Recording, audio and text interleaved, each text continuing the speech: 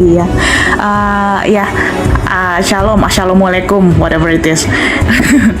Ini perdana mau nanya-nanya sebenarnya, agak penasaran juga sama perspektifnya kekristenan soal LGBT. Gak usah bahas Sebenarnya, itu, nanti rungkat. Disensor Oh, aja, gitu? sebutannya disensor aja. Jadi apa? oh, oke. Jadi sebenarnya itu bisa jadi topik yang dibahas atau enggak ya? Bisa Tidak tapi apa-apa, diganti secara penyebutannya. apa-apa. Iya. Itu harus diberitakan, teman-teman. Ya, silakan. Iya, sebenarnya kan basisnya kekristenan itu sendiri kasih gitu kan ya.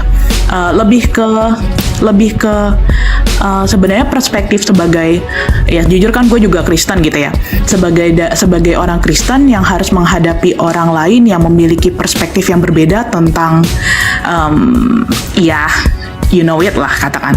Itu sebenarnya harusnya seperti apa sih, dan bagaimana kita memperlakukan mereka, bagaimana kita apa ya bilangnya ya, still welcome tapi bukan berarti memihak. Jujur karena kalau dari gue sendiri tuh kayak gue masih berpikir itu sesuatu yang salah, let's say, tapi sebagai seorang Kristen gue harus berpikir kalau oke, ini tuh dia tuh tetap harus dikasihi, katakanlah seperti itu. Kalau boleh masukannya Kak Elia, Kak Lina, dan kawan-kawan sekalian, terima kasih. Iya. Ini saya jawab ya. Masalah apa ya? Saya buat apalah istilahnya ya? Buku lah ya. Nah, mengenai buku. Nah, ya. Jadi gini. Di dalam 1 Korintus 6 ayat 1 sampai 9 aja. Bukan aja langsung. 9 sampai 10. Nah, di dalam 1 Korintus, bentar dulu. Sabar ya. Jadi pokoknya di dalam ayat ini itu tindakan-tindakan yang demikian itu tidak pernah dibenarkan karena itu dianggap sebagai dosa. Ya, itu dianggap sebagai dosa dan itu tidak pernah dibenarkan oleh kitab suci. Secara holistik, kekristenan sejak mulanya itu menolak demikian. Argumentasi yang paling tepat itu adalah karena yang pertama itu adalah dosa, yang kedua itu merusak forma atau format daripada Allah, penciptaan manusia. Nah, lalu bagaimana kita sebagai Kristen menyikapi itu? Nah, Gereja Katolik memberikan sikap yang bijaksana. Kita boleh berteman dengan mereka karena bagaimanapun mereka adalah manusia. Karena kamu tadi menyebutkan bahwa itu adalah prinsip kasih. Tapi meskipun saya non-Katolik, saya juga mengakui prinsip itu bahwa kita benci dosanya tetapi sayang orangnya. Karena bagaimanapun orang-orang yang demikian itu banyak yang berasumsi seperti ini. Saya terlahir seperti ini. Saya punya identifikasi seperti ini. Maka saya harus melakukan ini. Nah, banyak orang yang tidak sadar dengan hal itu dan hal itu yang harus diberitahu. Hal itu harus dibawa dan dituntun dalam iman kekristenan. Jadi iman kekristenan itu tidak pernah membenarkan perbuatan itu karena menganggap itu suatu dosa. Tetapi orangnya tidak boleh dibenci. Sama seperti ketika perempuan pejinah itu ketangkap basah. Ketika orang-orang Yahudi pada saat itu membawa perempuan itu kepada Yesus. Menurut hukum Musa ini harus lempari batu. Tapi apa kata Yesus? Kalau ada yang tidak berdosa boleh lempari dia dengan batu. Artinya apa? Orang itu Yesus izinkan untuk dihukum. Tetapi Yesus juga memberikan kasih-Nya. Dengan melepaskan wanita itu tetapi meninggalkan suatu pengampunan dan membuat suatu pengharapan. Bertobatlah dan jangan berbuat dosa lagi. Nah, orang-orang yang seperti itu juga harus demikian. Ya. Maksudnya orang-orang yang mengalami itu atau orang-orang yang seperti itu bukan malah dijauhi, tapi harus dirangkul, harus disadarkan bahwa ini lokasi yang sejati itu. Karena semakin kita membenci, semakin kita menjauhi, mereka akan semakin mengidentifikasi diri mereka bahwa memang itulah demikian adanya. Tapi ketika kasih itu diberitakan kepada mereka bahwa sejak semula tidak demikian, pasti banyak yang bertobat. Gitu. Jadi sikap kita sebagai orang Kristen nggak boleh alergi kepada manusianya. Siapa kamu? Siapa kita? Saling membenci antara manusia, kamu dan saya. Bukankah kita sama-sama pendosa? Dosa-dosanya aja yang berbeda. Mungkin dosanya dia buku, dosa kamu bukan buku. Gitu loh. Tetapi kan sama-sama berdosa. Kita ini sama-sama orang yang total depravity. Kita itu sama-sama manusia yang mengalami kerusakan total. Tetapi hal tersebut dan status itu tidak lantas membuang kasih kita kepada mereka. Kita membuka celah bagi mereka untuk apa? Untuk mengajari mereka bagaimana kamu membawa orang kepada Tuhan kalau kamu memusuhinya. Bagaimana kamu datang membawa jiwa? Bagaimana kamu bisa membawa orang kepada terang kalau kamu tidak menjadi lampu? Bagaimana kamu bisa mengasinkan orang kalau kamu bukan menjadi garam? Jadi bagaimana mungkin kamu mengasihi sesamamu, kamu tahu itu salah, tapi kamu tidak memberitahu, malah menjauhi dan memusuhinya, bahkan membiarkannya begitu saja. Masalah dia bertobat pada akhirnya atau tidak, itu urusan dia dengan Allah. Tetapi bagaimanapun mandat Kristus kepada kita adalah jadilah garam dan terang dunia.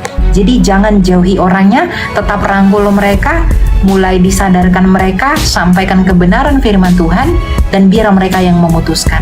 Tapi tetap lakukan itu di dalam prinsip etika dan moral yang tidak melanggar hukum negara dan juga hukum Kristus. Itulah kasih yang sejati.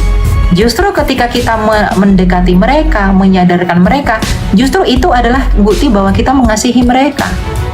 Kalau kita membiarkan mereka seperti itu, atau orang-orang tertentu yang seperti itu, artinya kita dengan sengaja menjerumuskan mereka di dalam kesesatan mereka. Itu bukan kasih. Kasih itu memang sempurna, tetapi kasih itu juga pahit bagi para pendosa. Karena saya juga pernah di posisi itu. Ya, silakan, Sinta. Iya Kak, tadi sorry boleh diulang nggak ya Kak perkara ayat yang apa ya katakan yang bisa 1 jadi Korintus 6 ayat 9 dan 10. Bentar ya, saya bacakan dulu. Bentar saya baca. 1 Korintus. Ini ada nih. 1 Korintus 6 ayat 9 dan 10. 1 Korintus 6 ayat 9. Oke. Thank you Kak Elia, Kalina dan ya. Thank you ya, Sinta ya. Ya, Sinta. Ada mau ditambah Mak atau Pak Erben, silakan ditambah. Kalau memang di dalam kehidupan nyata ada orang seperti itu di sekitarmu, Sinta, pertama doakan. Kedua ya tadi kan jangan dijauhi, rangkul, tapi nyatakan kebenaran berdasarkan firman. Kita mengasihi dia tapi kita tidak kompromi atau tidak toleransi dengan penyimpangan itu. Itu yang paling benar sih. Ya monggo silakan. Saya pikir sudah jelas bro, untuk itu sudah jelas.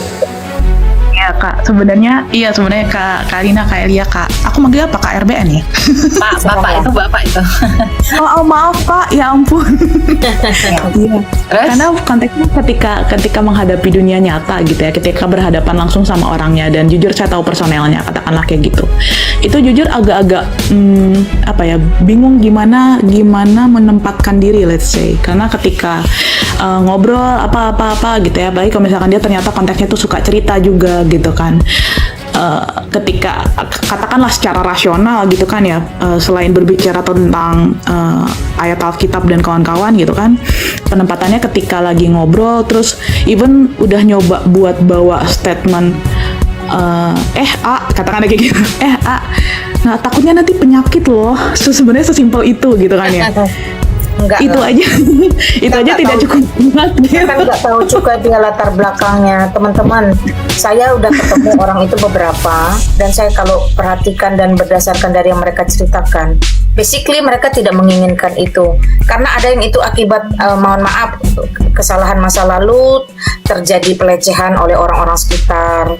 Yang kedua, pergaulan yang menyeret, membawa atau memaksa keadaan. Jadi dari 10 itu ya, yang murni pure dari dalam dirinya itu paling 1. Selebihnya itu situasi kondisi yang membuat mereka seperti itu. Nah lalu apakah kita punya hak untuk menghindari, menghakimi atau menjauhi, bahkan memusuhi? Enggak bisa. Makanya kita harus pahami itu latar belakang mereka itu beda-beda loh. Jadi penting kita justru penting peduli kepada hal-hal seperti ini dengan cara-cara yang lebih manusiawi. Tapi kalau kita sudah mulai memandang mereka saja dengan perasaan jijik, nah sudah, berarti kita tidak bisa menjadi terang dan garam, tidak akan kita menjadi membuat mereka itu menjadi bisa lebih paham ya kesalahan mereka. Itu aja Sinta. Iya. Realistis aja. Pertobatan itu yang menjadi goalnya kita, ya. tapi harus perlu disampaikan dengan baik. Begitu. Masalah dosa, semua orang berdosa, semua kita sudah rusak secara total. Cuma dosanya aja yang beda-beda. Tapi pertobatan itu yang menjadi tujuan utama. Bertobat, percaya dan beriman kepada Kristus dan berbuah di dalamnya serta meninggalkan dosa itu. Dan untuk itulah kamu harus membawa berita itu kepada mereka. Ya tentu dengan cara-cara yang menurut kamu itu baik bagi mereka. Begitu, agar semua orang memuliakan Bapamu yang di surga. Amin. Amin. Ya, begitu ya, Sinta. Iya, Oke, terima Sinta, kasih. semangat. Semangat Oke, untuk Sinta di tengah-tengah mereka. Happy loh. Thank you for the happiest year of my life.